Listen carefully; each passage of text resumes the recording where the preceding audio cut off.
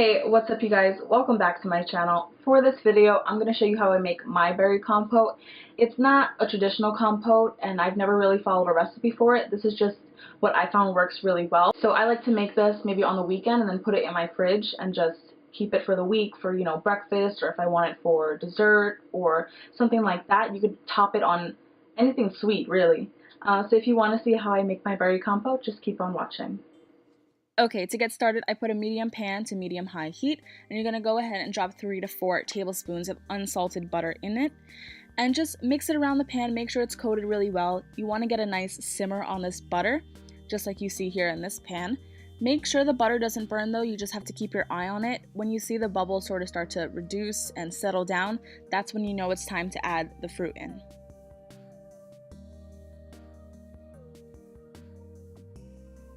As you can see, the butter has sort of settled down now, so we're going to add all of the frozen fruit into the pan and mix it up really well just so all of it is coated in the melted butter.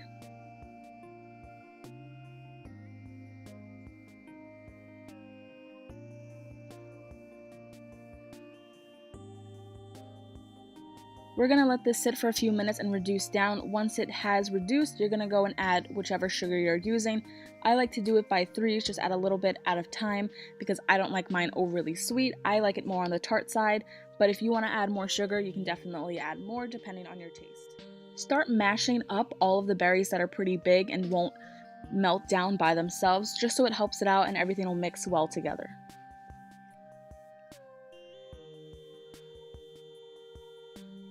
We're going to let this simmer and reduce for a few more minutes, and then once it has, go ahead and add all of the blueberries into the pan as well. Make sure you give them a good toss so they're all mixed well so they can break apart just like the other berries did.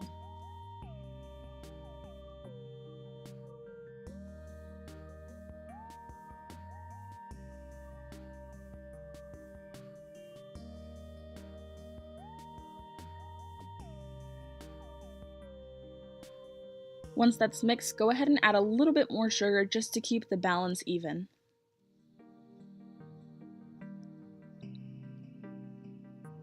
Once the blueberries have reduced down, we're going to add some of the maple syrup into it. I don't have an exact measurement for this, I just sort of do a swirl around the pan, but you can add more or less depending on your personal taste. After the maple syrup, go ahead and put a heaping tablespoon of the apricot preserves. I'm using this apricot preserves, one for taste, but also for the pectin in it. It's not straight pectin that you're adding to this mixture, but it will help bind it a little bit better than if you didn't add any at all. Once you see it has melted down a little bit, go ahead and mix it in.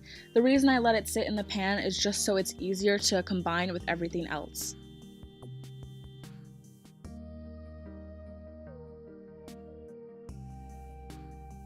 This tool is optional. If you don't have it, that's fine. You could just continue using the spoon or spatula or whatever tool you were using to mix with in the first place. But I just found that this was a lot easier and combined it better.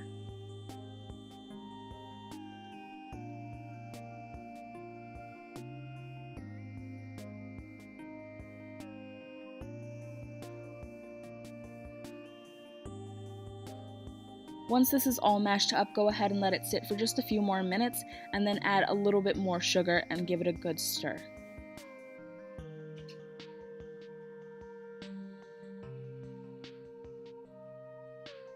When you see it start to cling to the sides like this, that doesn't mean it's burning, it just means it's almost done. It's starting to get really thick, which is why it's sort of grabbing onto the sides.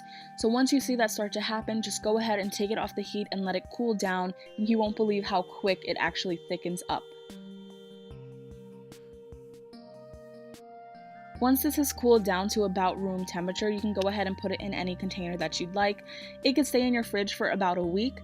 I suggest using maybe a jar with a bigger opening or maybe using a funnel or something because this went everywhere for me and I did not think it through as well as I thought I had. But hey, I tried my best and it tastes great and that's all that matters. And that is it, you guys. I hope you enjoyed my berry compote recipe.